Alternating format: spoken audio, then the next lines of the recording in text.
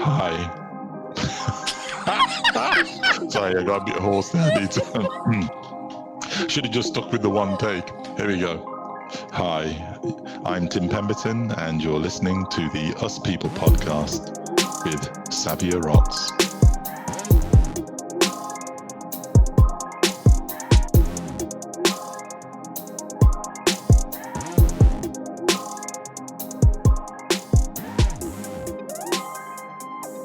Hey guys, and welcome to another episode of the Us People podcast.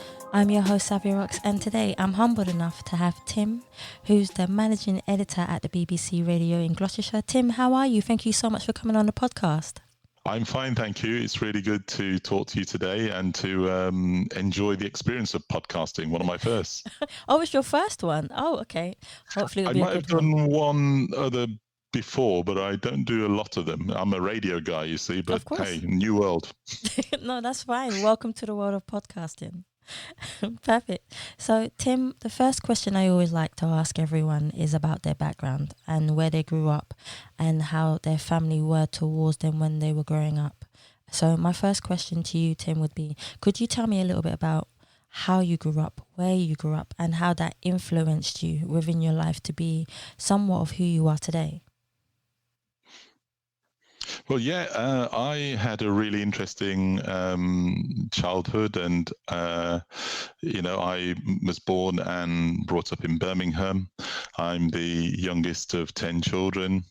My late father was a pretty significant minister in the church. So it was a fairly strict religious household that I grew up in. People very keen to make sure that they were on the right side of holy. And of course, being the youngest as well, not only did you have the pressure of your mum and dad, you also had the added oversight by your brothers and sisters, who were very keen to assert their authority too. So it was quite interesting. But it was also great growing up in Birmingham, which is quite a multiracial city, and I was used to going to my church, and that's one of the things I'm really grateful for, because I grew up in a black majority church, and so I was used to seeing people like me, black people, in positions of authority and leadership every Sunday through Saturday with the various services. So it was a fairly natural thing. And obviously my dad was the leader of the church, and I'm so grateful for that, because not everyone perhaps has that imagery. Yeah, that's true. And that symbolism. So I think that's helped me in my later life. As I say, being the youngest of 10, and I think the others treat you a bit like the little runt of the pack. So get you to do all sorts of things, all the chores. They don't do any. They just devolve them down to you, send you out on fool's errands all the time. Don't value your opinion. I know how that feels.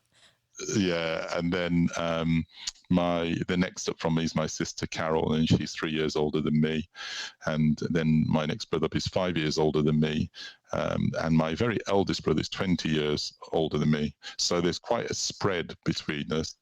And as you can imagine, Carol used to sort of dangle in front of me the carrot that if I did the various things that she said, that I might be accepted into her group. It never happened. But I did loads of foolish things in order to try and curry favour with her. And my brother Charles, I was so envious of him, because he was just a naturally physically gifted person. He could play pretty much any sport to a very high level. He was brilliant at football and cricket and badminton and basketball and table tennis. He was really good, and trying to beat your older brother and him toying with you is not a good look. So but it was character forming, and I, as I say, I had great fun, and I was really pleased that's part of a big family, because you find your level within it. And actually, even though you're the youngest, seeing those others gives you so much confidence. And even though it's the thing, isn't it? Even though they like to, treat you as the underling, anybody else trying to mess with you, they're making clear that you belong to them. So that was quite handy. No, that's perfect. For people who are listening to the podcast today, could you tell them a little bit about what you do within your role, just so that they understand exactly what you do?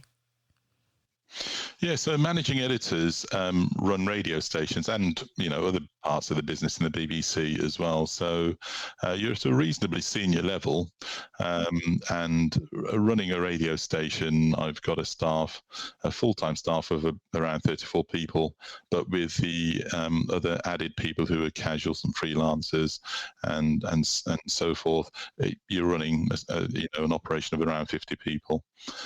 And you are responsible for what comes out of the speakers in terms of the content, be that our news output or our entertainment output or our music output. You're responsible for that. You're responsible for the staffing that we have. So all those personnel issues and people, you have to be a really focused people person. And you're also responsible for people's training and development. So it's quite a big role. And quite a responsible role. When I started doing this, the first radio station I ran, I was in my 30s, so I was one of the youngest people on the station, and dealing with a lot of people who'd been in the broadcasting industry a long time.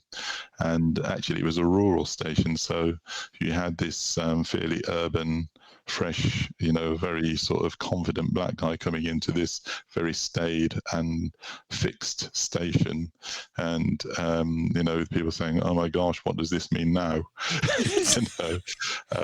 So that was an interesting experience. But I think in my role, I always try and make sure that I'm as professional as possible, and I picked up a kind of mantra when I first became an editor, because you're very conscious that you're a black person and you're leading and so forth. And one of my colleagues, he could see, this was an editor who'd been doing it for some time, he could see that I was, taking a lot of time to make sure I did everything absolutely perfectly, and taking time in making decisions can be almost as bad as not making a decision at all. And he said to me, "Tim, just remember, it's professional, it's not personal." And he was saying the reason why you have to remember it's professional, it's not personal, is because then you'll be able to sleep at night. So when you're making some really tough decisions and all that, as long as your modus operandi is that this is professional and I'm treating everybody the same, you'll be able to do the difficult things that sometimes come your way. But you'll also, be able to function and have a good night's sleep as well. So I've always tried to do that. Yeah. How did everything start for you? I know we spoke a little bit about it before, where you started, but could you elaborate a bit more on where you started and your story and your journey to where you are now? So I was fascinated with broadcasting in general, but radio in particular, because I grew up in a religious household, and bizarrely, they looked down very badly on television. Television was a very sinful instrument. It was the tool of the devil.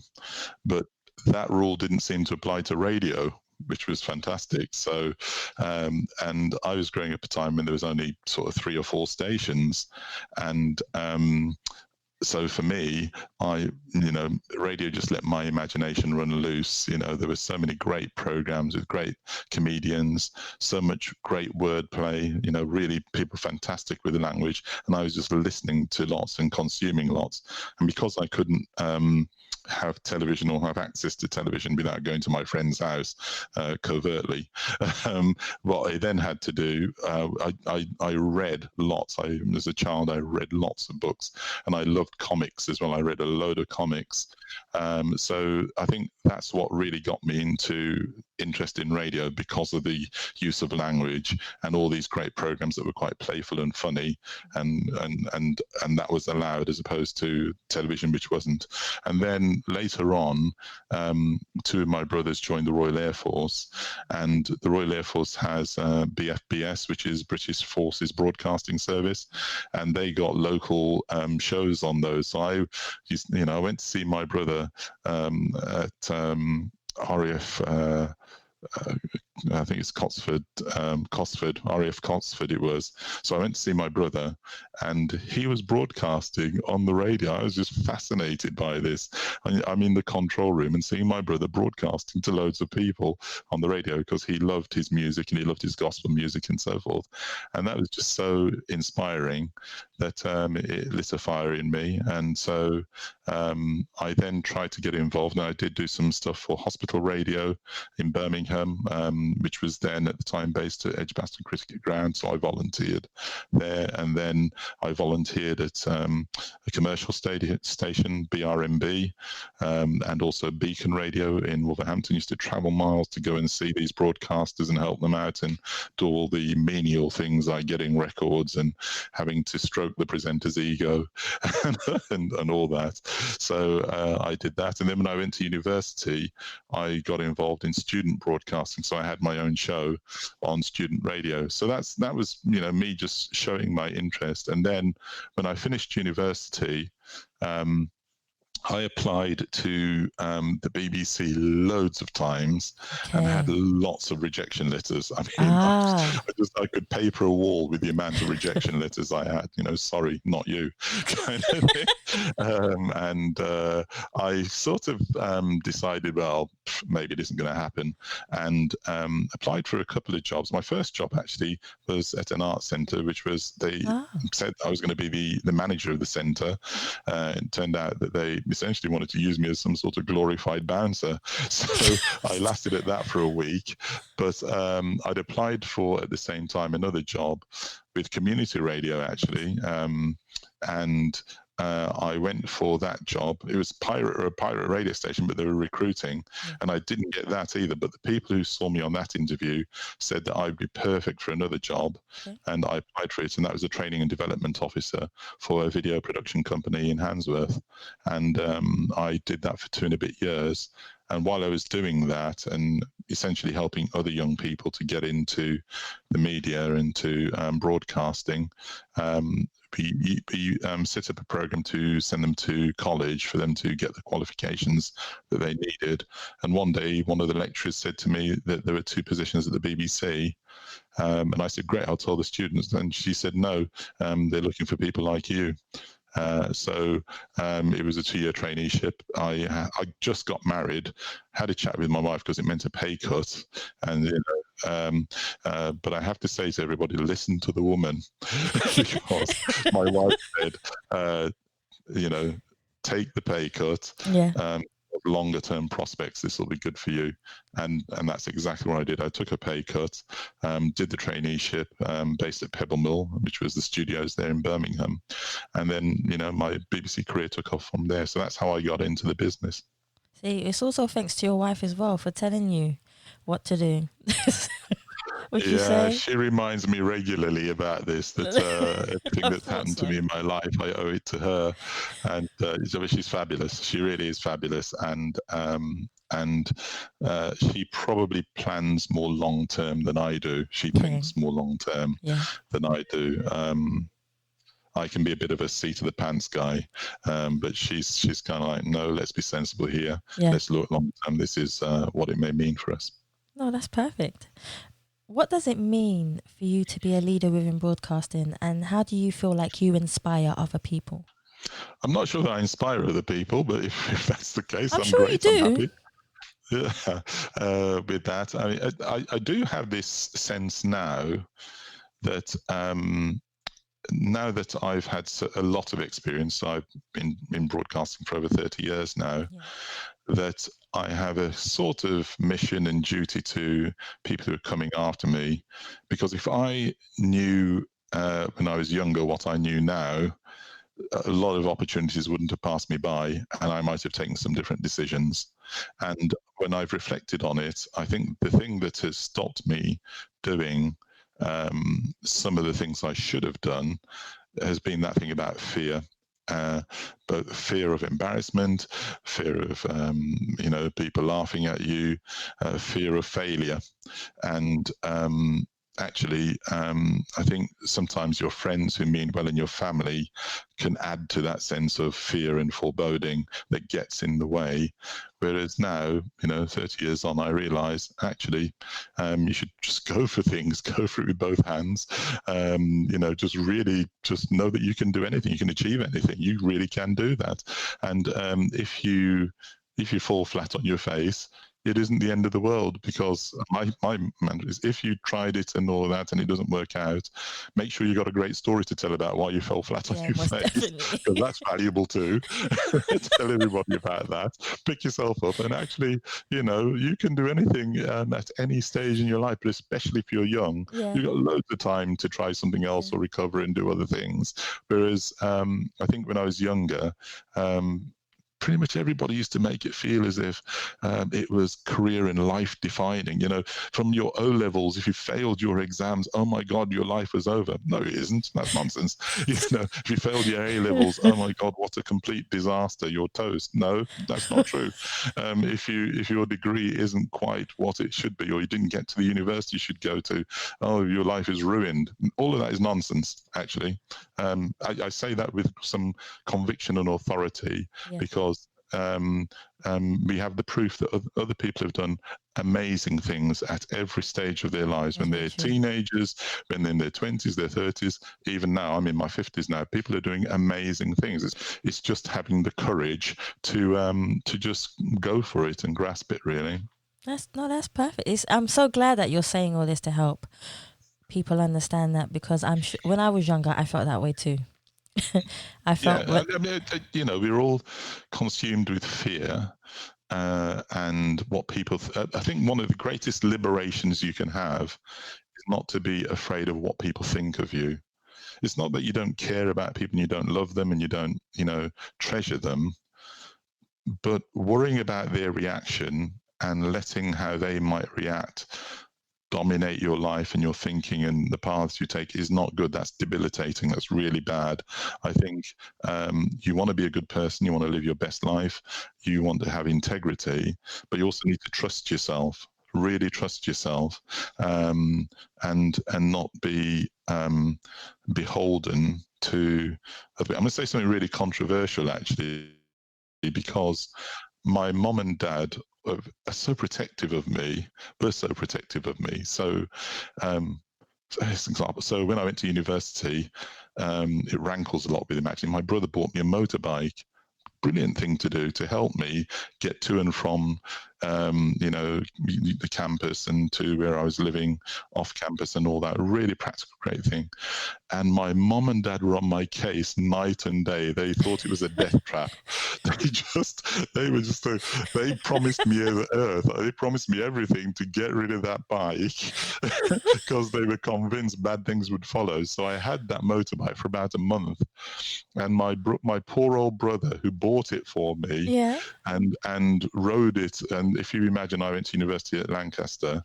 He rode that bike from Birmingham to Lancaster to give it to me. Oh my gosh. And I had it only for a month because of my parents getting on me, because they were terrified and they passed their fear on to me. Now people ride mopeds and low-powered motorbikes all the time. We just allow ourselves to, it's tragic when it happens, when we hear of the horrific accident. We allow that horrific accident story to dominate our thinking and our outlook. But when you think about, I don't know how far you've traveled, you go to Malaysia or you go to the Far East or wherever, there are motorbikes, mopeds, there are plenty. When I was in Africa recently, people have loads of them. So if you multiply the billions of bikes by the 5 or 10 horrific accidents that you hear about, you're doing yourself a disservice if you don't use one or get one. One of my big regrets, not using that motorbike. Similarly, actually, just on a quick note, it's like I had the chance to go and work in Manchester, and my mom and dad were like, "Oh Lord, don't go to Manchester, Gunchester, don't go to Manchester." and if you're not careful, you deny yourself opportunities, because you have that thinking in you that oh, this could be the worst thing in the world. Then no, actually, I'm not going to go there to get myself in any contention or anything. Yeah. I'm just going to go there and do a job, and don't be dominated by things you read in the press. What would you say to your younger self if you had a chance to relive your life again? What would you say to your younger self? I just think that life is precious, life is short, life is exciting, life is huge fun. There's an opportunity to do so much. Just as I say, seize the day. Really, just seize the day and don't waste time. Go for it. And I hang on to that kind of energy. Use your energy, use your time well. There's this saying it was by an American preacher actually, and he had this saying. He says, "We are too soon old and too late smart." And what he meant by that is, you think you're young, and before you know, you'll be older than you think. So we're too soon old and too late smart is something that we should all think about, so that you make good use of your time. And the other thing I would say to people is that again, it's a well-known saying, but I think it's true. The harder you work, the luckier you get. The harder so sometimes we look on other people and we're envious of them, and we wish our life was, we'd had the breaks, or had things fall into our laps like them. We don't know what they've done to achieve that success, and sometimes we don't make the best use of our time. But if you put in the hard yards, you get really good at things, and if you get really good at things, you might find that other opportunities come your way. And so I think it's a commitment to saying, whatever you are good at or what you want to do, you need to put in the hard yards and just commit to it. I agree with you there. That makes total sense. I was doing my research about you, and when I was reading, it says that you're the executive editor at BBC World Service. We know that, but you've helped BBC Africa team, if I'm correct, with over 300 projects. Which one would you say, if you could choose one, has inspired you the most, and why?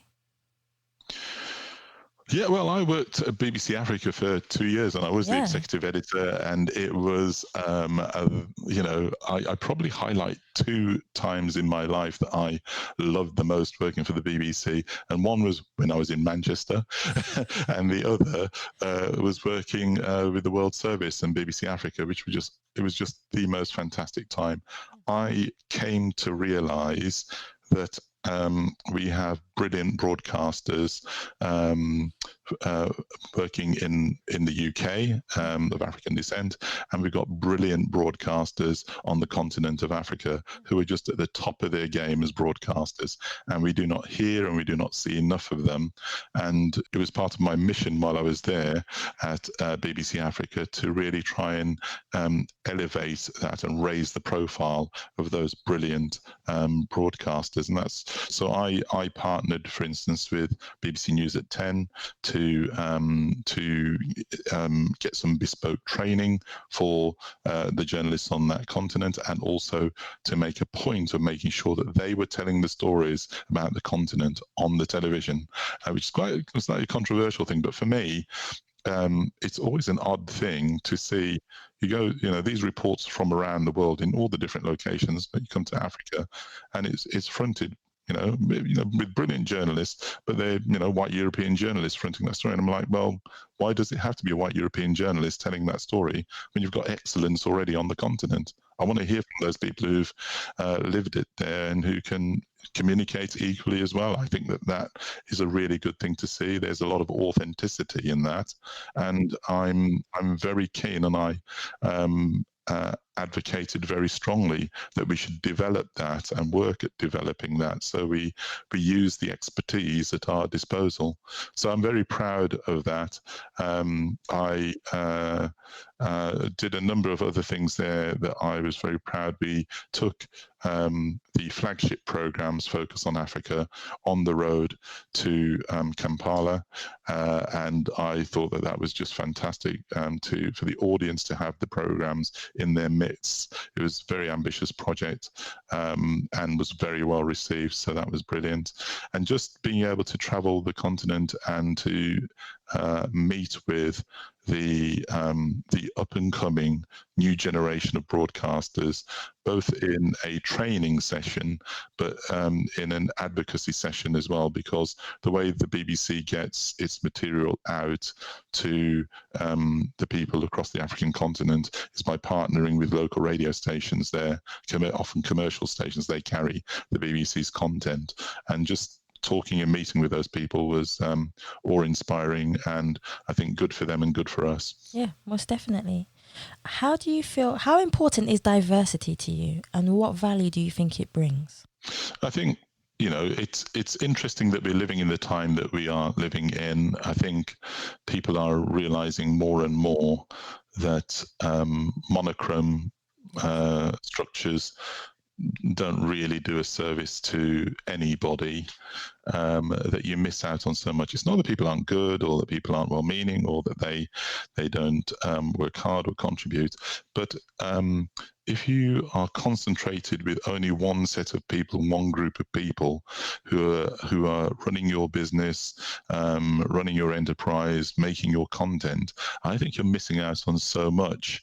I mean, hugely, and you can have blind spots that you don't realize.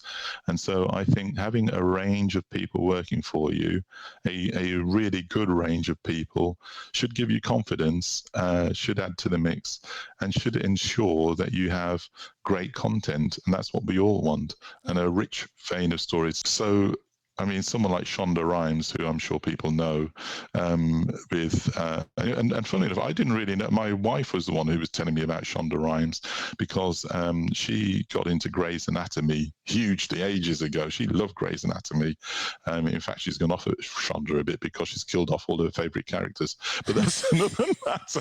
But she was telling me about this woman, Shonda Rhimes, who was this big, creator, writer of loads of the American dramas that I liked, who happened to be a black woman, and who wrote in a way that was just so inclusive, totally inclusive, complete range of people for whom their race, their sexuality, their gender was incidental, and just portrayed life. And when I then read about her backstory, she was a minority in a school, and she said that she would be writing about the characters because she didn't have this great network of friends. She's a minority in her school, and so she wrote about the characters that she wanted to meet and to hang with and to be around, and that's what made her a great writer.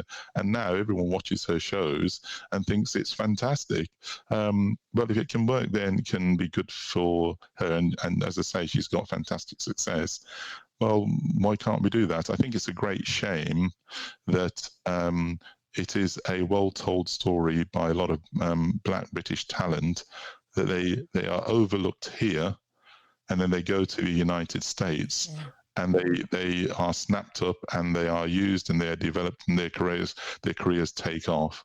Something's not right there, and that's why we need to really just think that actually diversity and inclusion is just like breathing the air that we breathe. Yeah, it's the right thing to do. It's the natural thing to do, and we just need to get on with this. If you could change one thing in the world right now that you feel is important and that you have a passion with, what one thing would you change in the world to make it better? I think I'd give probably a twofold answer to that, which is I think we have got to have the confidence to have honest conversations with each other. Yeah, I agree with you there. And I think that, I always talk to people about friendship. My best friend isn't the person who tells me everything I want to hear. That's a fan. And I think you need to be clear about who's your best friend and who's your fan. Yep. Well, actually, you need more best friends who are people who are so invested in you, who trust you so much, who you trust so much, that they will tell you the things that you want to hear, but also the things you don't want to hear. Because you are so invested in them, and they are invested in you. And in truth, in our heart of hearts, we know the people who we should go and talk to when we want to hear the truth. and it isn't the fan. The fan is just going to tell you what you want to hear. Talk to the people who are going to tell you the truth. Now, then you need to have the maturity to be able to handle the truth about yourself. And this goes into about our relationships, but also about our histories and about the things that we celebrate and the people we celebrate. We need to have the honest conversations, and we may see it differently. I say this all the time. Some people see disagreements and arguments as threatening, especially if it's black people. They think, "Oh my God, they're making too much noise. Please don't fight." They get worried because voices are raised and all that. I grew up in a fairly noisy household where there were disagreements, and I'm. That's life. That's what it really is. And I think that some of our our colleagues, our friends, and what have you, got to just trust us, and we got to trust them.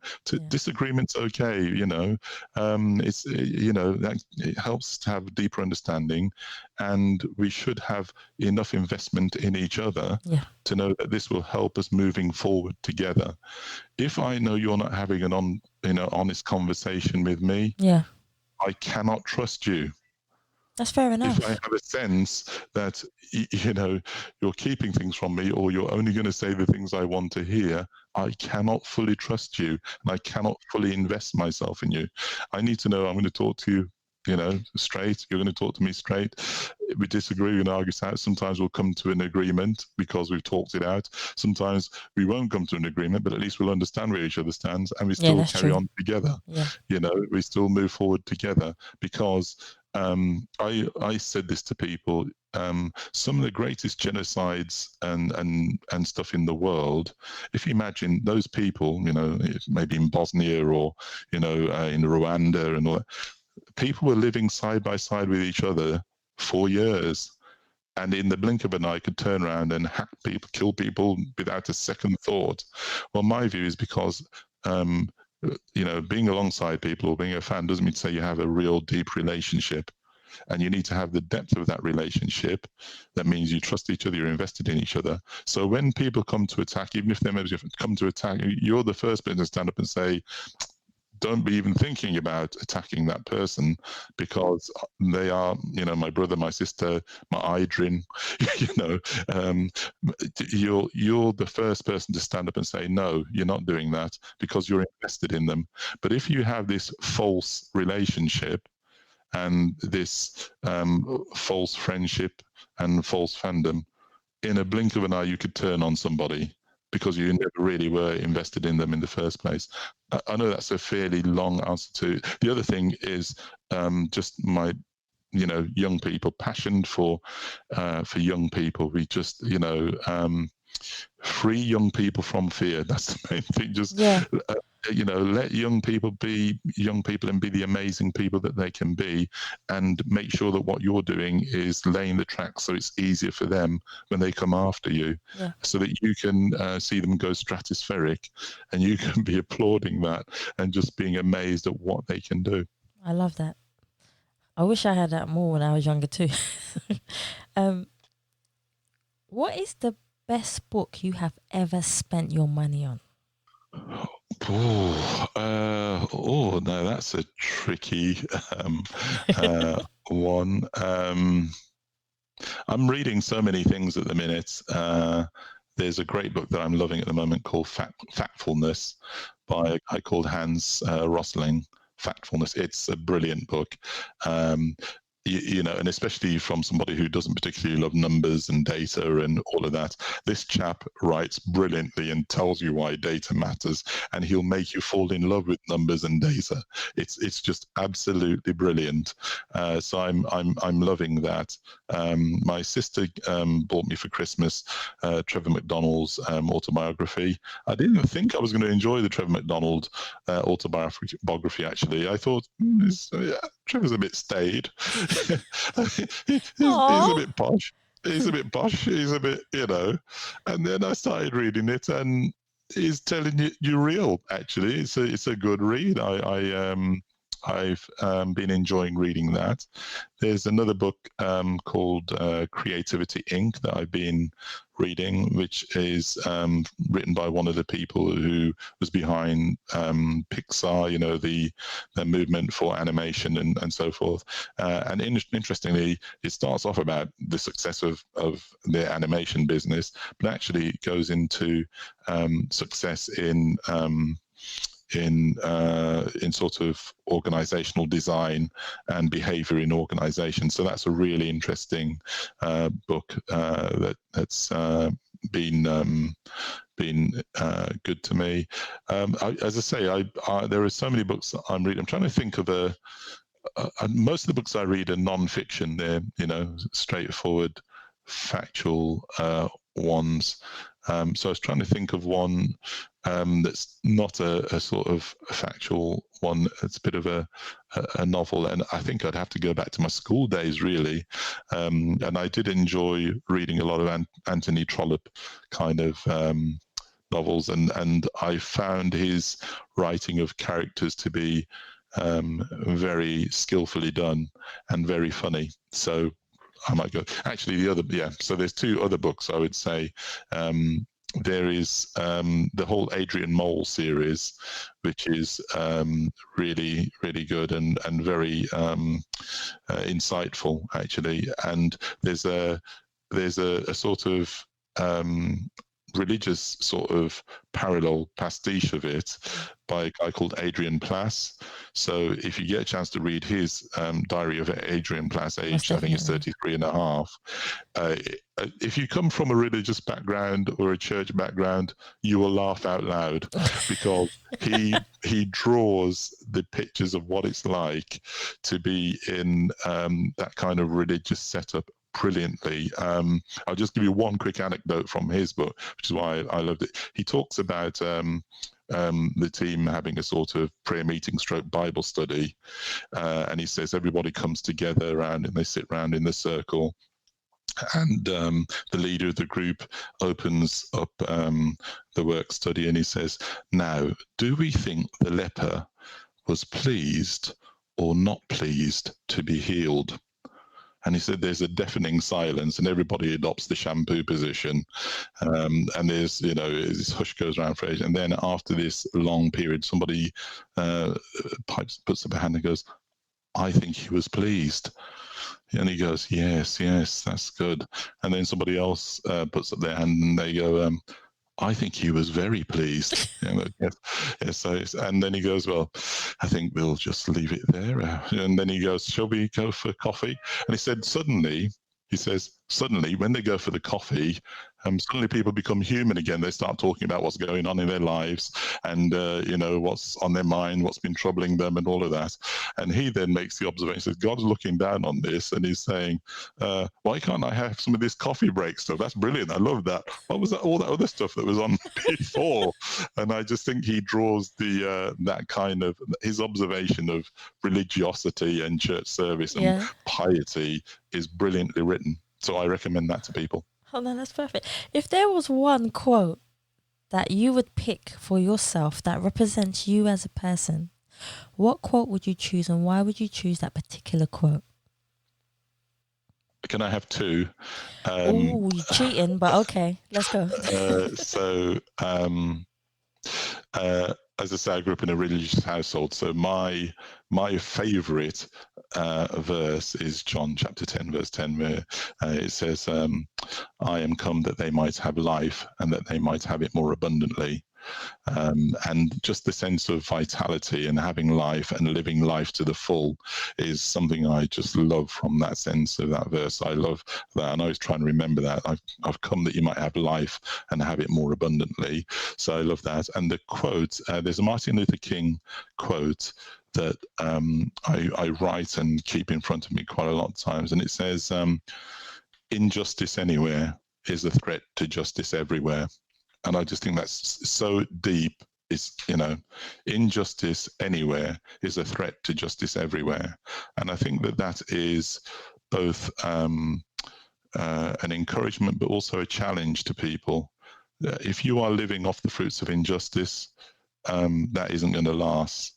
And it's a challenge that that people should be fighting for justice all the time, and not just for your own political and personal little group, but everywhere you see it in the world. You should align yourself with justice, not with injustice. And I think it's opposite for this time, actually. Yeah, most definitely. Most definitely. If you had an unlimited amount of money, so no matter how much money you made, you consistently always made more, what would you change within the broadcasting industry? Well, I work for the BBC, so of course, I have more money for the BBC, please. Thank you. No, in all seriousness, actually, I think it's an exciting time, because just like what you're doing now, podcasting, what a fantastic thing.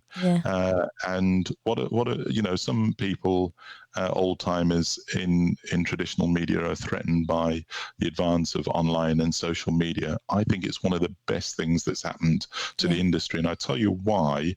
It's because before, various people were the gatekeepers of who had access to the airwaves and who had access to mass communication. Well, actually, now that you've got social media and podcasting, people have found cheap and cheerful ways of getting their message, their creativity, their content out to big numbers of people. Where before they might have pitched it to a commissioner who was having a bad day, got out of bed the wrong side and said no. Well, you know what? Commissioners should be worried everywhere else, because people have got other routes to the markets and they're doing fantastic things. And now it's the commissioners who are chasing those people, those podcasting stars, those internet stars, those social media stars. And so if I had unlimited amounts of money, I would invest in those people who are new, young, fresh, who are bringing new things to the table and actually keeping us in tune with what's now, what's current, what's exciting, rather than having to go cap in hand to some crusty old man who... Did you just call him a crusty old man? Well, I could have said worse, but it's usually crusty old men who are the gatekeepers of who has access. And I think change is coming. It's about time. And put your money where the change is. Yeah, no, it's true. How would you say you push boundaries for yourself and for the people that you work with in order to do better for yourself and other people? And I try. I say this when I go to anywhere new. I don't particularly like it when people say, "Oh, we've tried that; it can't be done." That kind of mentality that what is can't be changed. Sometimes change is a good thing and needs to be done and needs to happen fast. My old lecturer in philosophy used to say, "Is not ought, and ought is not is." So just because something is the way it is doesn't mean to say it's the way it should be. Maybe change is necessary.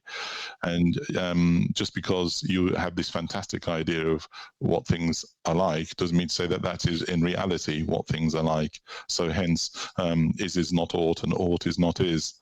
And I think that I hope I bring to the table this openness to change things, to move things forward. When you think about it, the documentation of our history has been about change, and those few people at each instance saying, actually, we need to do something different. Those brave souls who are in the minority to say we need to change something, before then it becomes the popular majority opinion. But that's the rate of progress. You need to be open to change. The one thing we all have to check ourselves with, myself included, is that we all like to talk about change, say we're up for change, as long as it doesn't involve me.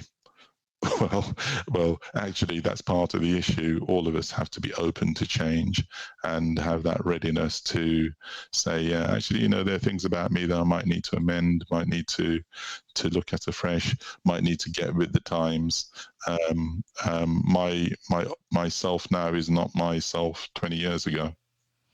Oh, that's perfect. And that's a good thing. Yeah, which is good. Which is a good thing. So basically, you are always evolving. Yes, everyone should commit to that. We have this phrase, lifelong learning. I think that all of us should commit to lifelong learning. That you know, the technology that's changing so rapidly. It's a funny thing when with you can tell when you're becoming a crusty and an old person, because I'm not going to use that. I don't have no time, no use for that. I'm never going to use that kind of attitude. And funnily enough, now actually we've all got our big flat screen TVs in our houses. We've all got our microwaves. I remember the big fuss about when microwaves first came in. And I'm not going to use that. That's outright. Now everybody's got the microwave and using it. The way that older folk funded against mobile phones, how they swore they would never use those annoying little devices. Now they've all got their smartphones. It's true. No, that's true. Just all of us need to check ourselves to make sure we're not becoming a crusty. I've only got a few more questions for you, Tim, but one of them is define what success means to you as a person, because we all have success in a different way and we all define it in a different way. But what does success mean to you as an individual? I want to be the best that I can be. So that's success for me. But being the best that I can be whilst lifting everybody else up at the same time, and hopefully everybody, the greatest number of people having the greatest amount of happiness at the same time.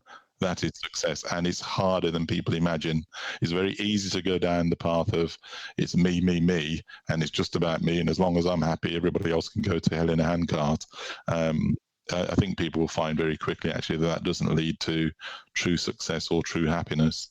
But for me, if you can be the best that you can be, achieve as much as you can achieve, whilst at the same time making as many other people happy as possible and helping them to achieve success, then that's much more sustainable and hopefully will be good for society. And the other thing is not to put too much pressure on yourself. That's the thing is, I think I spoke before about the amount of pressure we put on each other,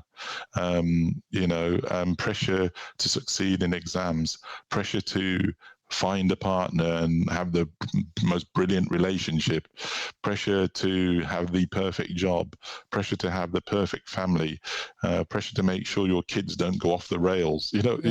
Just true. pressure. Rather than people heaping pressure on me, I love the people who help to lighten the load. Yeah, I agree with you there. Totally. People who want to, make things easier for me, give me a helping hand. People who want to show that they understand. People who are not trying to make me feel guilty or make me feel like, I'm a failure. But people who want to lift me up. That's my my sort of outlook and determination.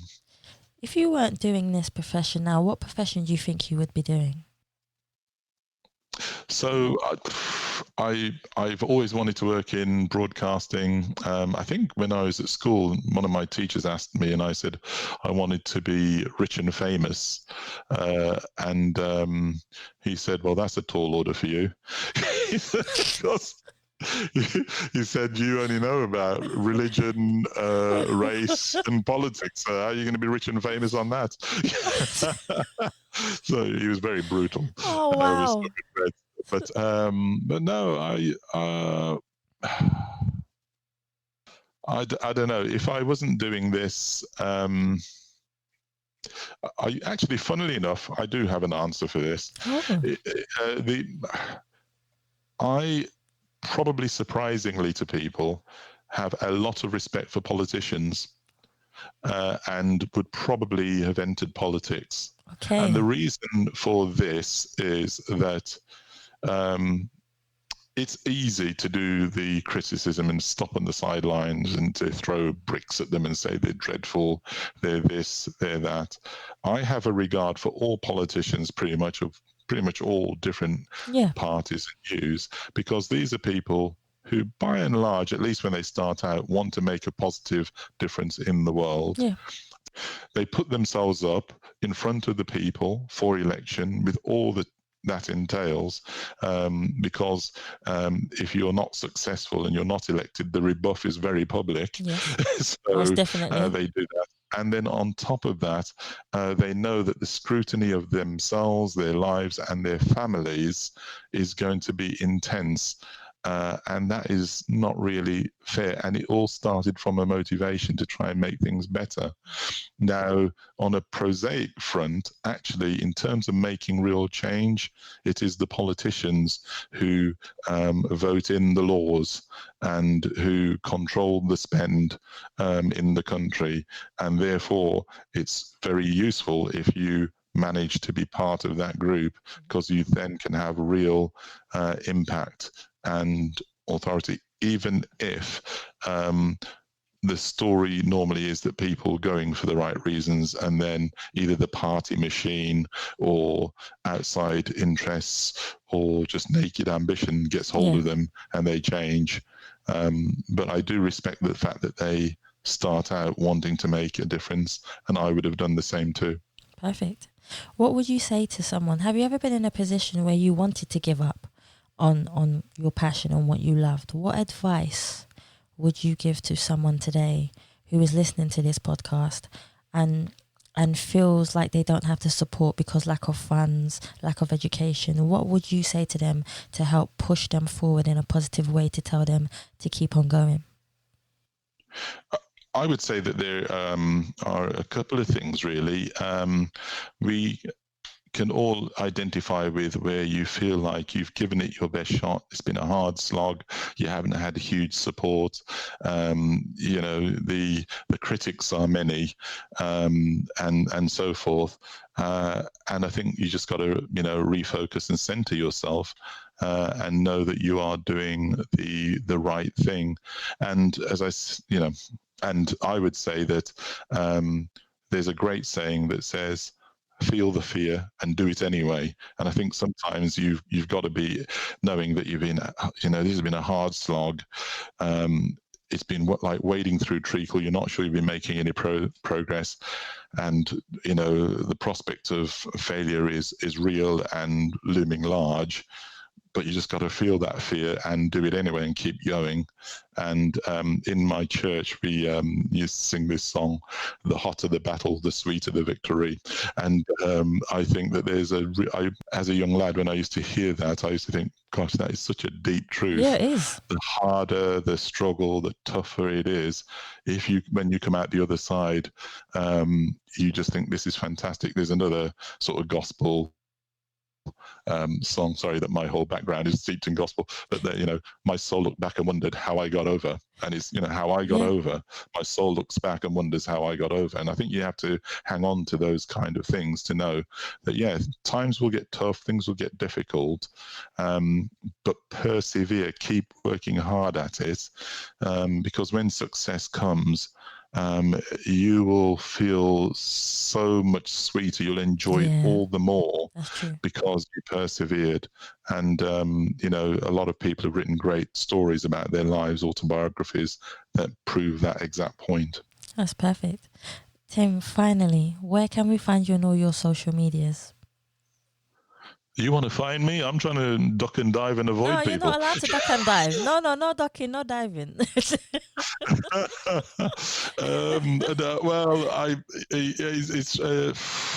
I'm on Twitter. I'm on Instagram. I'm on LinkedIn. I'm on Facebook. I used to be on Snapchat. I tell you, I'm on pretty much every platform because I'm the youngest in my family. Yeah. Amongst all my brothers and sisters had, children, and so their children are not too far away from me in age. Wow. So they've always come around saying, hey, Uncle Tim, you got to do this. This is the latest. You got to get on this. And so because of their youthfulness and their identification with me, I'm on pretty much every social media platform you can think of. So look me up, look at my name, and you'll have to pass the vetting process, I have to say, because I'm very strict with that. If I don't like the look of you, if your name's not down here, you're not coming in. So you'll have to hope that you pass my vetting process, but if you do, I like to say I'm glad I kind of did in a way, so thanks, Tim. Yeah, you passed my vetting process. I let you in. So I think in all seriousness, it's just because sometimes there's a lot of nonsense out there, and some people do not mean to do you good, they mean to do you ill. Yes, so that's true. I do try and check is this person okay? Are they wanting to be a positive influence in my life? Okay, they can come in. No, that's perfect. Tim, I want to thank you so much for coming on the Us People podcast. You've been a great guest. Thank you. It's thank you for allowing me. It's been good hooking up with you, and I just want to encourage everybody out there: be your best self, do your best work, and don't give up. Perfect. Thank you so much, guys, for listening to the Us People podcast. And please remember, you can subscribe to Spotify, iTunes, Google Play, and any other platform that you prefer to listen to. Please also follow us on Facebook, Instagram, and Twitter. And also remember, you can donate to the Us People podcast by simply going to the Savia Rocks website and also going to paypal.me/Us People podcast.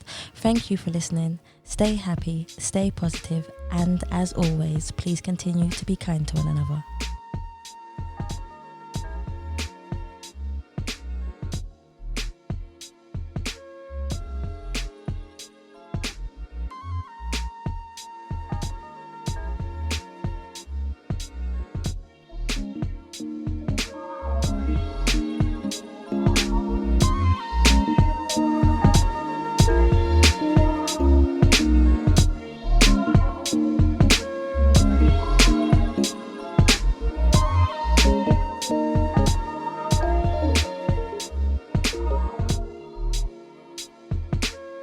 And I'm so pleased for you. You make my heart feel so good. It really, sis, no, I just wish you every success and just do what you're doing and doing it well. I'm so proud of you, really proud of you.